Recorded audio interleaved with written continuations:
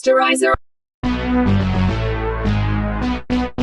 Sanibona igama le-movie yethu i-Dangerous Animals. La siyiqala khona ngowesilisa oyi-tourist igama lakhe uGreg ehamba nomngani wakhe okhulelwe uHeather. Beze kwi-Gold Coast yase-Australia la ukhokhela khona ukuzobuka oshaka use-cagini. Igama lale ndawo yombukiso woshaka i-Tucker's Experience, kodwa uTucker okuyena operator le ndawo abamboni. Kodwa babona elinye ikhehle lalidayisa izinto ey'phuzwayo. Igama lalo Dave wabaxwayisa ngokuthi umnikazi wale ndawo uyingozi. Ngabafida koshaka bavele bahleka bobabili ukuthi angavula indawo yombukiso woshaka jikadlisa abantu ngoshaka. Khona lapho aqhamuka uTucker ephethe ibhakede wababingelela. uTucker babuza ukuthi ngabe bayithandana ey'shadile yini, kodwa uHeather watshela uTucker ukuthi babangani. uGreg umngani kamkhwenyana kaHeather noHeather umngani kamakoti kaGreg. Abanye bebephuzile izolo ehhotela kuzovuka kuziwe la, abantu babo bavuka bephethwe ipapalazi bangeza. uTucker waze wenza ijoke ngokuthi kungcono ngoba akekho owaziyo ukuthi nizela. Leyo joke iyashayisa uHeather ngovalo. uTucker wabathatha ngomkhumbi wakhe omncane bobabili eseya nabo olwandle oluvulekile for ukuyobabukisa labo shaka. Bese endleleni uTucker wayexoxela ley'vakashi ey'mbili ukuthi esemncane neminyaka ewu7 wahlaselwa ushaka naye. Ethi kungenzeka ukuthi lowo shaka wawusuthi ngoba wamyeka, kodwa wamdedela umshiye nesibazi ngesikhathi baphakamisela ishethi bakhombisa la alimala khona. Bathi sebefikile endaweni yombukiso walobo shaka bakhe wathulula ibhakede elinegazi enzela ukusondeza bona oshaka. uHeather wethuka mase ebona kuzoshaka, kodwa uTucker wamfundisa indlela yokurelaxa ungabi nalo uvalo. Lokho kwamenza uHeather wehlisa uvalo nokuthuka. Izivakashi zangena kulelo cage lehlele emanzini ngesikhathi bebona inqwaba yoshaka ebazungeza. uHeather wethuka kakhulu ebona oshaka bekhamisa, kodwa uGreg wambamba ngesandla ezama ukumehlisa uvalo. Emva kwesikhashana uHeather naye wayese-enjoy iview yokubuka oshaka around. Zathi seyiphuma iy'vakashi ecagini zambonga uTucker ngobuhle bemvelo ababubonile ngaphansi kwamanzi ngesikhathi bemukela bephuma ecagini. Kodwa kwathi kungalindele muntu.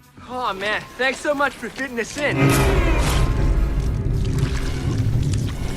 uTucker wagwaza uGreg wambulala wawela emanzini. Ngakusasa ekuseni sibona omunye wesifazane egama lakhe uZephyr owayenza isurfing kwenye indawo esesayidini lolwandle. Lo sisi wangena kwesinye isitolo eseyothenga into ephuzwayo lapho afice khona enye indoda ekuthiwa uMoses ikhuluma nomuntu odayisa esitolo. Iboleka ama-jumper cables okuboosta imoto yakhe esiphelelwe ibhetri. Ngebhadi akangawathola ama-boosting cables. Sibona uZephyr esilahla lesiphuzo sakhe emgqonyeni, kodwa ngaphakathi kwecontainer kwaphuma u-ice cream omncane kade untshontshiwe. Wathi uma ihamba uZephyr wahlangana noMoses embuza ukuthi akanawo nama-jumper cable. uZephyr waziba uMoses wasabisa uZephyr ngokuthi uzomtshela uCashiya ukuthi umbonile entshontsha u-ice cream esitolo. Wathi usehamba indawo endeka befuna ama-jumper cables, ufuna ukubuyela emotweni yakhe. uZephyr wamthatha uMoses wamdrive wamusa emotweni yakhe. Endleleni uMoses wayezama ukuxoxa noZephyr, kodwa uZephyr wayemthulisa engafuni ukukhuluma naye ethi abazani. Bahamba bafika phambi kwelinye ibhilidi elide phambi kwalayo kwakupake khona imoto kaMoses. uZephyr wanothisa ukuthi emotweni kaMoses kune-surfboard. Wamxhumisa ama-boosting cable bajump-start imoto kaMoses. Ngesikhathi besalindile bagcina sebekhuluma bexoxa nangayo i-surfing. uZephyr wagcina esechazeka uMoses ngenxa yokuthi bathanda into efanayo ukusefa. uMoses watshela uZephyr ukuthi bengidlala ukuthi ngizokuceba kuCashiya, even ngisho ngathi ubungangisizanga bengeke ngikucela. Ngalobo busuku bagcina bezizwe be-connected, okwenza bagcina belale ndawonye ngemuva emotweni kaZephyr ngaphambi komuzi wakubo kaMoses. uMoses wangena endlini eyokwenzela uZephyr i-breakfast. Nokwathi lapho emhambisela ukudla emotweni afica ukuthi uZephyr sehambile ngemoto yakhe, nokwamshiya uMoses esephoxeke kakhulu. Ebusuku sibona uZephyr idrive imoto yakhe eya kuma-parking aseBeach. Nakulawo ma-parking afica ku-empty ngaphandle kwemoto eyodwa eyiveni eyayingenakhe no. Wabona kungcono ukwenza i-surfing into ayithandayo, kodwa wathola ukuthi i-fin key ye-surfboard yakhe ihlephukile ngenkathi be-heavy sex noMoses emotweni. uZephyr wahamba waya kule veni engenamuntu ngoba ejethi khona into azoyithola. Khona lapho waqhamuka umnikazi waleyo moto kwakuwuTucker lo wayedlisa abantu ngoshaka. uZephyr wabuza kuTucker ukuthi unayo i-fin key ye-surfboard. uTucker wamnikeza ngokukhulu ukukhululeka. Wadrive imoto yakhe wahamba uTucker. uZephyr wareceive i-message from uMoses embuza ukuthi uhambeleni. uZephyr watshela uMoses ukuthi ubefuna ukuzokwenza i-surfing, kodwa wathi uZephyr esabuka iselfoni yakhe enganakile.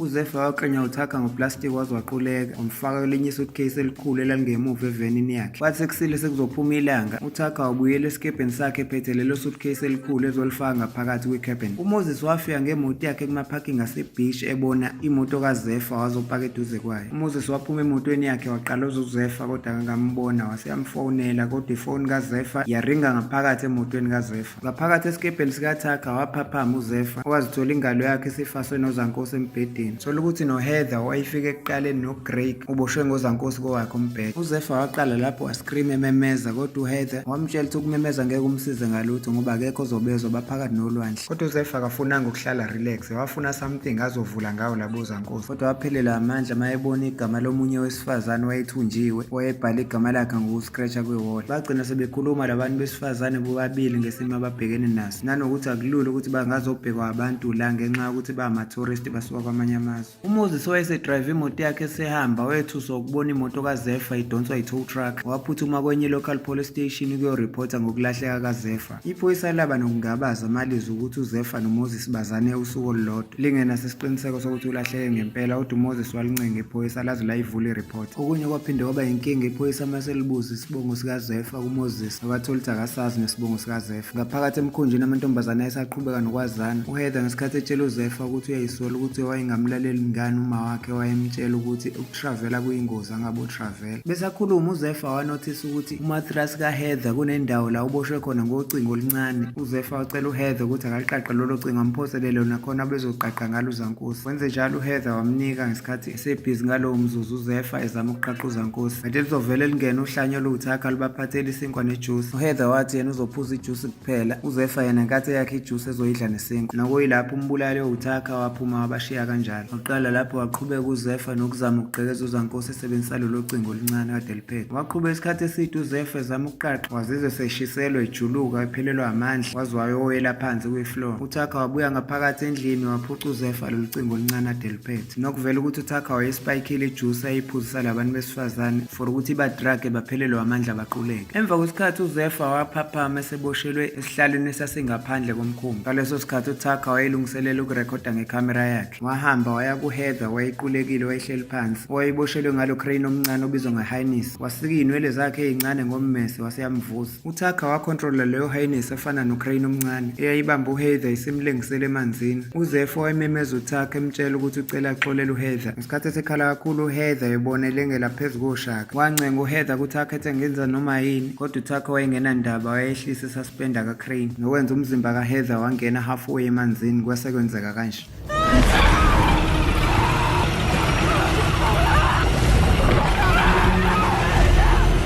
uZephyr wayekhala kakhulu ebuka uHeather edliwa oshaka. Ngalowo mzuzu uThakha wayerekhoda leyo nto ngekhamera yakhe. Wathi later uZephyr sebembuyisela endlini wayekhala ebhala igama likaHeather kwiwall. uThakha wayekwenye room ephuza utshwala edansi. Nokwenza uZephyr wabona inqwaba yamanye amagama, wabona ukuthi baningi abantu akasebebulawa uThakha. uThakha wanamathisela iy'nwele zikaHeather kwikhava ye-DVD, wabeka namanye ama-DVD. wathatha enye i-DVD ye-empty wabhala igama likaZephyr, okwakuchaza ukuthi useyobulala yena manje. Ngakusasa ekuseni uThakha walethela uZephyr into edliwayo, kodwa uZephyr walikhahlela itray wamtshela ukuthi akahlukane naye. uThakha watshela uZephyr ukuthi akusizi ukuthi amcasukele ngoba naye lento ayenzayo usiza oshaka abalambile. uZephyr wathethisa uThakha ethi nonsense la ekhulumayo ngoba ingcwabo ofisha abancane abagcwele ulwandle ababekela ukuthi badliwe oshaka. Ethi wena udlala ubugwala nje bokubulala abantu besifazane ngoba uma wakhe engakazi akuthandi. uThakha wezwa lawo mazwi wathula wahamba watshela uZephyr ukuthi leli bhakede engikushiyela lona uzolisebenzisa njenge-toilet lakho. uZephyr walibuka lelo bhakede wafikelwa yiplani ngoba sembona elihlephula ethatha uphiso walelo bhakede ukuthi uzowusebenzisa njengesikhali sakhe. noThakha walungiselela umjovo wazojova ngawo uZephyr ukuze aquleke aphelelwe amandla. Kodwa uZephyr wamgwaza ngalo uphiso webhakede wamlahla phansi. Esaqulekile uThakha, uZephyr wathatha okhiye bakhe. uZephyr wavula uzankosi fast wakhipha ingalo yakhe. Kodwa uZephyr wathi esethi uyahamba, uThakha waphaphama wamjaha ngenkathi esebaleka uZephyr. Wamjaha wambamba umlenze ujova ngalento yakhe. uZephyr wakhahlela uThakha wamlahla phansi wabaleka uZephyr eyongena e-control room. Wazama ukumemeza kwi-radio u-over for ukuthola usizo kodwa akangaphendulwa umuntu. Ukubona lokho waqhubeka uThakha esethi umuvela kwidek kanti uzophinda ahlangane noThakha wayeseze ukuzomhlasela. uHeather waphonsa ikhamera kaThakha emanzini wayilandela nawe wayongena emanzini. Ngebhadi wathi esabhukuda uHeather wasebenza lo mjovo amdrage ngawo nokwamenza waphelelwa amandla waquleka. Nokwenza uhlanyo luThakha lambamba lambuyisela ngaphakathi esikebheni. Ngakusasa ekuseni uMoses wayesefike nenqwaba yamaphoyisa uzofunwa uZephyr unyamalele. uMoses wavula enye i-app yefoni ebizwa nge-Wave Watch ekwazi ukuconnecta kulamakhamera agudla ulwandle for kwezinto ebezenzeka. uMoses wayebona imoto kaZephyr from leso sikhathi elahleke ngaso, waphinde wabona esebona iveni kaTucker, washaya uzoom, wayifunda umnyango wakhona ubhala ukuthi Tucker Experience. Wagooglisha leyo Tucker Experience wathola nefone number kaTucker. Yaringa ifoni kaTucker engaphendulwa umuntu. uTucker wayengekho esikebheni esedrobheni oyothenga icamera range ngoba la ayisebenzisa iphosa uZephyr emanzini izolo ebusuku. uMoses wagcina efikile endaweni kaTucker ukuzokhuluma naye kodwa akangamtholi. Wezwa ivoice yomuntu wesifazane omemezayo kanti kwakuZephyr. Waphuthuma ukuyolekelela inkathi ephahlaza iglasi yomnyango for ukuthi angene. Ilandela lelo zwi likaZephyr elimemezayo wagcina emtholile. uMoses wayethukile wasusa iduct tape emlonyeni kaZephyr. uZephyr watshela uMoses ukuthi akaphuthuma azama ukuthola into yokugqekeza nanokuthi afonele amaphoyisa ngokushesha ngaphambi kokuthi lo mbulala abuye. Kodwa uMoses wathi lapho esithi ufonele amaphoyisa,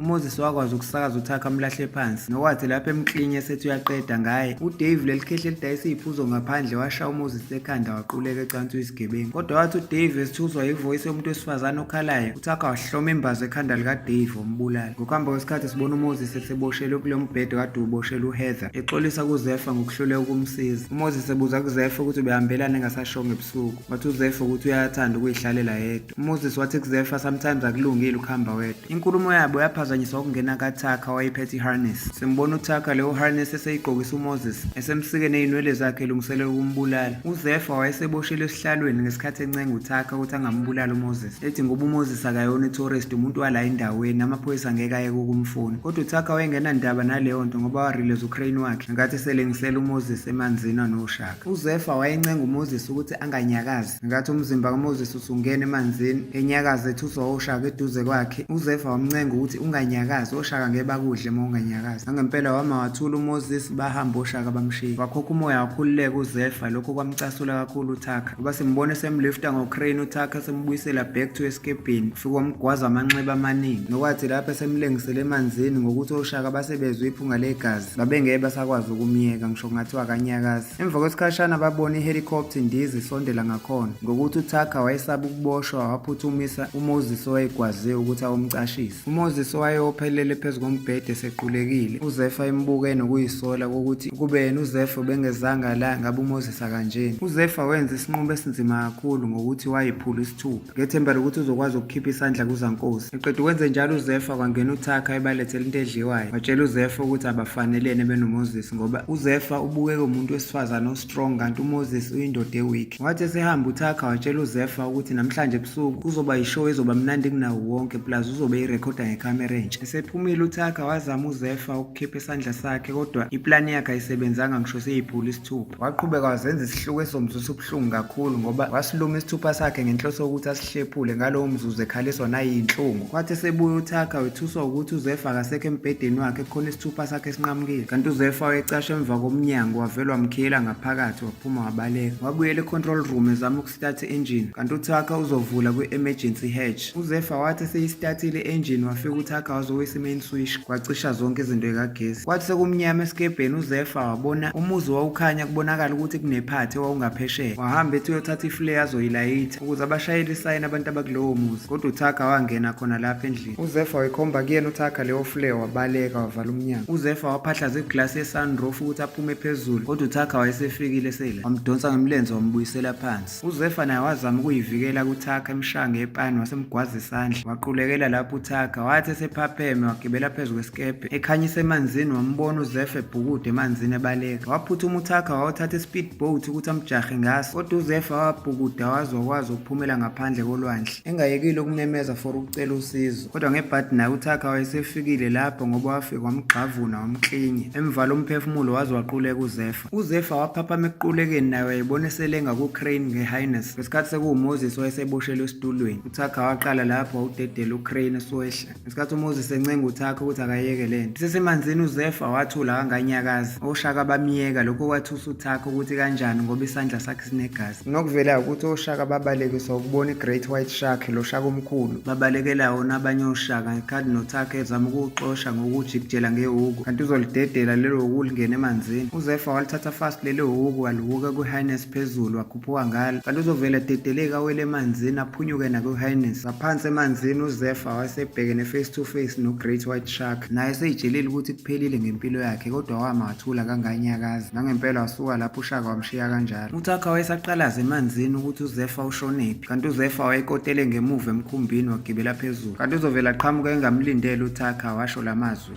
Ooby-dooby motherfucker.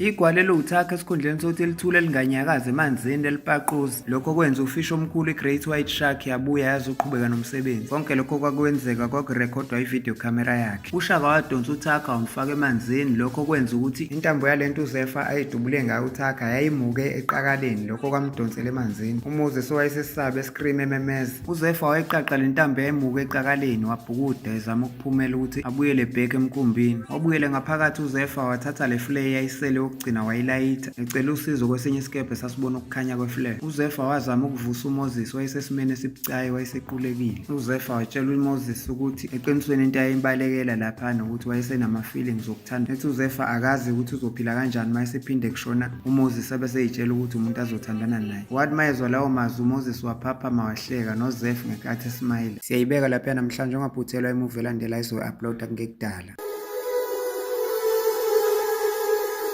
Stories of Beat.